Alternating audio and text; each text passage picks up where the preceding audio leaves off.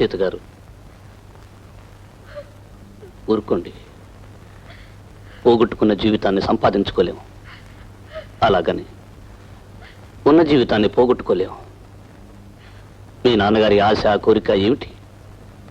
కూతురు కళకళలాడుతూ ఉండాలని.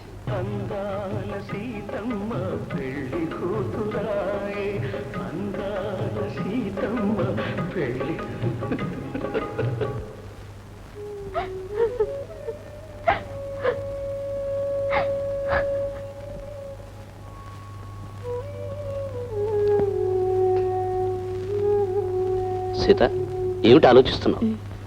అబ్బే ఏం లేదు. చూడు, ఒక మహాకవి ఏమన్నాడో తెలుసా? నాతోగా జనరల్గా గతాన్ని గురించి ఆలోచిస్తూ కూర్చుంటే భవిష్యత్తు కూడా మిగలదన్నాడు. నిజానికి భవిష్యద్భూత వర్తమానాలతో భూతకాలం వర్తమానానికి, భవిష్యత్తుకి వర్తమానంగా వర్తిస్తుంది. మీరు చెప్పేదేమిటో నాకు అర్థం కావటం లేదు. అసలు నాకు అంతకంటే అర్థం కాలేదు. అసలు నేను చెప్పేదానికి ఒక అర్థం ఉండి ఏడిస్తే కదా.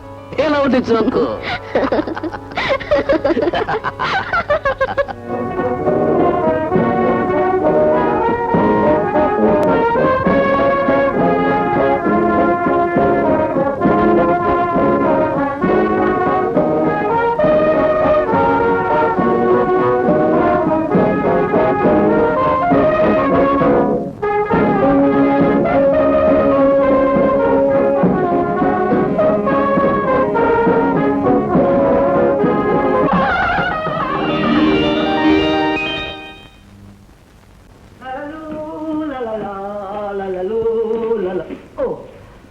పెద్దావిడ ఏ కుర్చీలో ఉందో ఏమో. తీరా పెట్టాక మా ఫ్రెండ్ వచ్చి కేకలేస్తే కనుక్కునే పెడదాము. సీతగారు, సీతగారు, సీతగారు, నేను వచ్చేసాను. రైలు దిగగానే పరిగెత్తుకొచ్చాననిపించి తీరా ఎవరిని చూస్తే బాగుండదని రిక్షాలో వచ్చేసాను. నా ట్రైనింగ్ అయిపోయిందండి. ఇప్పుడు మనమే రైల్వే స్టేషన్ ఇచ్చారు అనమాట. మీకు కావాలంటే రేపు ఉద్యోగం ఏం చేస్తాను చూడండి. ఈ సీతగారు ఎలా ఉంది? మీ నాన్నగారి అదే మా ఫ్రెండ్కి తీసుకొచ్చానండి. కాశ్మీర్లో తయారీ, చాలా మంచి రకం. కానీ మీకేం తీసుకొచ్చారో తెలుసా? నవ్వకూడదు. జగత్ జగా తాజ్మహల్. షాజహాను దీన్ని ప్రేమ చిహ్నంగా కట్టించాడు. ఈ తాతారావు కొన్నాడు. అంత డబ్బుంటే ఎవరైనా కట్టించండి. గుడ్ ఈవినింగ్ తాతారావు గారు. ఓ మోహన్ బాబు గారు, ఇది ఉన్నారేంటి కదా? భార్యాభర్తలు ఒక చోటగా ఉండేది. అంటే మీరు ఆమె శ్రీవారు. చూడండి తాతారావు గారు, పెళ్లి అనేది యాక్సిడెంట్ లాంటిది. కానీ మా పెళ్లి ఒక యాక్సిడెంట్ నుంచి వచ్చింది. ఎలాగంటారా? మీకు తెలుసు కదా, మనం ఏ మాట అయినా మొహమాటం లేకుండా ఊరి మీద అడిగేస్తుంటాం. పెళ్లి చేసుకుంటావా లేకపోతే మేడం మీద దూకి చావమంటావా అన్నాను. జోకునుకుంది, దూకునుంది, దూకేశాను. కిందుంది వచ్చి చూసింది, కానీ చావలేదు. పక్కింటి డాబా మీద ఎండేసిన ఉడియాల్లో శుక్రంలో చంద్రుల్లో పడుకున్నాను. పక్కుమంది పిల్లడిస్తుంది. ఏమన్నా జోకు? బాగుందండి, చాలా బాగుందండి. కంగ్రాచులేషన్ సీత గారు. Wish you happy marriage. మీ ఇద్దరికి నా పెళ్లి కనుక తీసుకో. ఎక్కడండి మా ఫ్రెండ్? మీ ఫ్రెండ్ మనందరికి అన్యాయం చేసి వెళ్ళిపోయారు.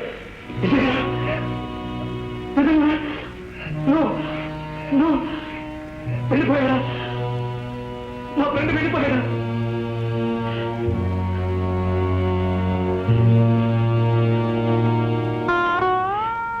ఏమిటి ఫ్రెండ్, ఎందుకు ఇలా చేశావు?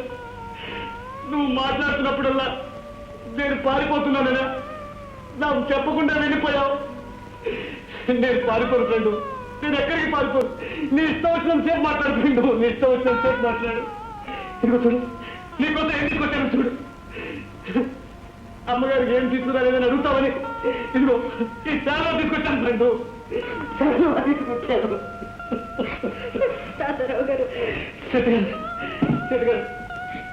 మనం మా ఫ్రెండ్కి అమ్మగారు బట్టిగా కనిపించావు. ఇప్పుడు నాకు ఇద్దరు కనిపిస్తున్నారండి. ఇప్పుడు తెలుస్తోంది, మనసారా ఇష్టమైన వాళ్ళు మన గుండెల్లోనే ఉంటారండి. మన కళ్ళ ముందే కనిపిస్తుంటారు.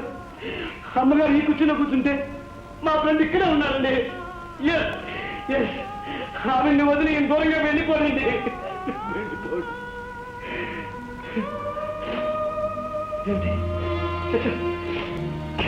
నా కన్నీళ్ళు వస్తాయేమిటి? నేనే చెప్పాను కదా, జీవితాన్ని పాటలా తేలిగ్గా తీసుకోవాలి.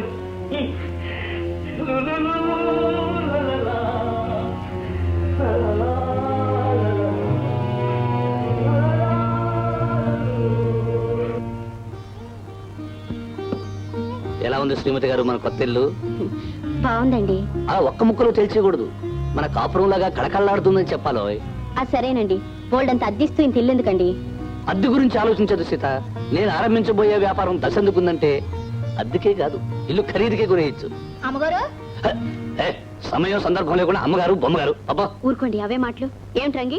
రేడియో స్టేషన్ నుంచి ఎవరో కుర్రోడొచ్చి కాగితం చెల్లడమ్మా. ఇచ్చావు కదా, వెళ్ళి పని చూసుకో.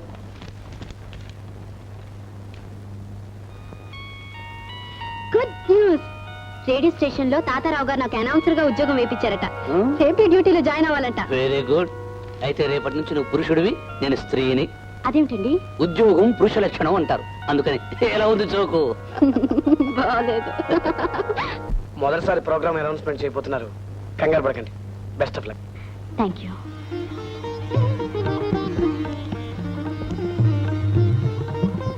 ఆకాశవాణి హైదరాబాద్ కేంద్రం.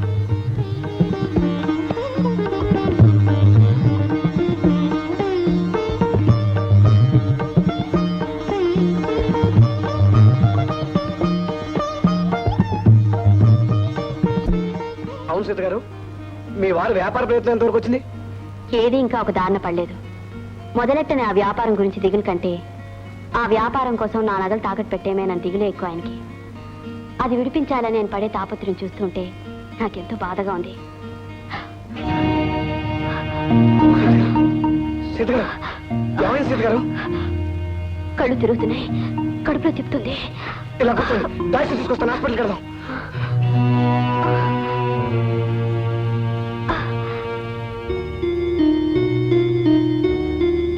డాక్టర్, ఆవిడకి కంగారు ఏం పడకండి. కంగారు జిరాఫీ కాదు, కానీ అసలు ఆవిడకి ఏం జరిగిందండి?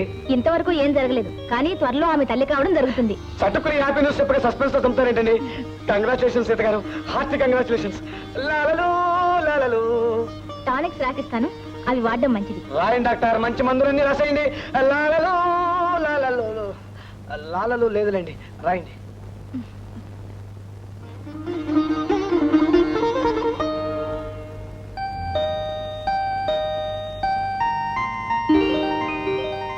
పర్వాలేదు, రావే. భయమేస్తుందండి. నా మంచం మీదకి వచ్చిన ప్రతి ఆడది తనతో సమానమే కనుక అది నిన్ను గౌరవించాలి, స్నేహంగా చూడాలి.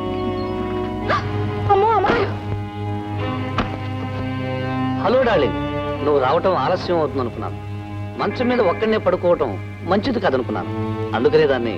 ఏమండి, ఇది నిజమా? పని మనిషితో మీరు? ఏం చేయను సీత, ఈవేళ ఎవరూ దొరకలేదు. అక్కడికి అలవాటైన ఆడవాళ్ళ కోసం కబురెట్టాను. చివరికి ఆకలికి రుచిందుకు అనుకున్నాను. దాంతో ఈ పని మనిషికి అందుకుంది అదృష్టం. ఎలా ఉంది చోక్కు? అంటే మిమ్మల్ని పూజ చేస్తున్న నన్ను మీరు చాలా కాలంగా మోసం చేస్తున్నారా? నేను చేసేది మోసం కాదు, సరసం. లోకమనే తోటలో 1,00,000 రకాల పళ్ళ చెట్లుంటాయి. అన్ని రుచి చూడాలనుకునే మనిషిని నేను. అందుకే ఈ రోజు నేను దాన్ని అందుకున్నాను. ఏమండి? ఎందుకు అలా అరుస్తావు? ఆ దుప్పటి దులిపేసి పక్క ఫ్రెష్ గా ఉంటుంది. హలో మోహన్ బాబు గారు, కంగ్రాచులేషన్స్. ఎందుకు? మీకు ఎదురుగా ఉన్నందుక? అదేమిటండి, సీత గారు చెప్పలేదా మీరు తండ్రి కాబోతున్నారని? అందుకే ఈ పుస్తకం తీసుకొచ్చాను. ఇది ముఖ్యంగా కాబోయే తల్లిదండ్రులు చదివి తీరాలి. నేను తండ్రినిగా పోతున్నానన్నమాట. ఐసి తండ్రిగా పోయే మనిషి కంటే పరాయి మగాడికే ఈ విషయం ముందు తెలిసిందన్నమాట. బాగుంది జోకు. హాస్పిటల్ కు తీసుకెళ్ళింది నేనే కదండి, అందుకని నాకు తెలిసింది. నిన్ను హాస్పిటల్ కు తీసుకెళ్లాల్సిన అవసరం, మందులు కొనాల్సిన బాధ్యత, పిల్లల పెంపకం గురించిన శ్రద్ధ అతనికెందుకంట? మోహన్ గారు, ఏమిటి మీరు అనేది? అనేది కాదు, అడిగేది ఏమిటంటే ఈ వేళ దాన్ని హాస్పిటల్ కు తీసుకెళ్ళినట్టే ఇంతకు ముందు నీ గదికి ఎన్నిసార్లు తీసుకెళ్ళావు అని. ఆపండి, మీరు చేసిన తప్పు ఎక్కడ వేలెత్తి చూపుతారు అని మరొకరి మీద అన్యాయంగా నింద మోపడం పాపం అండి, పాపం. పాపం పుణ్యం కబుర్లు చెప్పక నన్ను అమాయకుని చేసి ఉద్యోగం వంకతో మీరిద్దరు వాడే నాటకం నాకు బాగా తెలుసు. నీ మీద మోజుతోనే వాడు నీకు ఉద్యోగం ఇప్పించి అతని దగ్గర ఉంచుకున్నాడు. నువ్వు నిల తప్పిందని చెప్పగా వాడు డాక్టర్ చూపించాడు. పిల్లాడి జాగ్రత్త కోసం పుస్తకాలు తెచ్చాడు. కారణం నీ కడుపున పెరిగే బిడ్డ అతని బిడ్డ కనుక. తాతారావు, ఐ నో, దీని కడుపున పెరిగే బిడ్డ నీ బిడ్డే.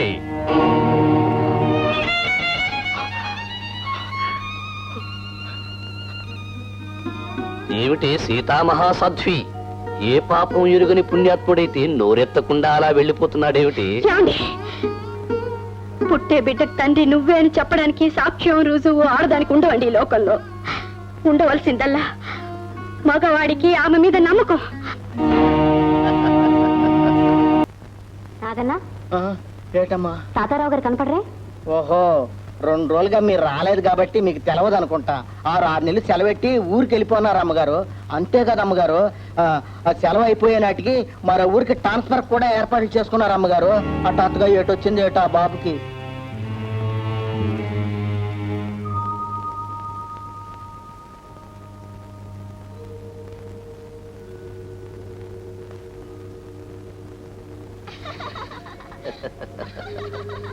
మాడాలి, ఇదిగో నిన్నటి వరకు నీకు తెలియకుండా సరసాలు సరదాలు చేయడానికి ఎంతో చచ్చాను. ఎలాగో తెలిసిపోయింది గనుక ఇక దాపరకు ఎందుకు? ఏమంటావు డార్లింగ్? నువ్వు ఆ రూమ్లోకి వెళ్ళు. ఏమండి, ఏమిటండి దారుణం? మిమ్మల్ని దైవమని నమ్మాను, అన్ని మీకు అర్పించాను. ఇప్పుడు ఒక్కసారిగా ఇలా రాక్షసంగా మారిపోయారేమిటండి? మారిపోవటం కాదు సీత, నేను ఒరిజినల్ గా రాక్షసుణ్ణే. నీ అందం మీద ఆశపడ్డాను, నీ నగల మీద మోజుపడ్డాను. కానీ పెళ్ళైతే తప్ప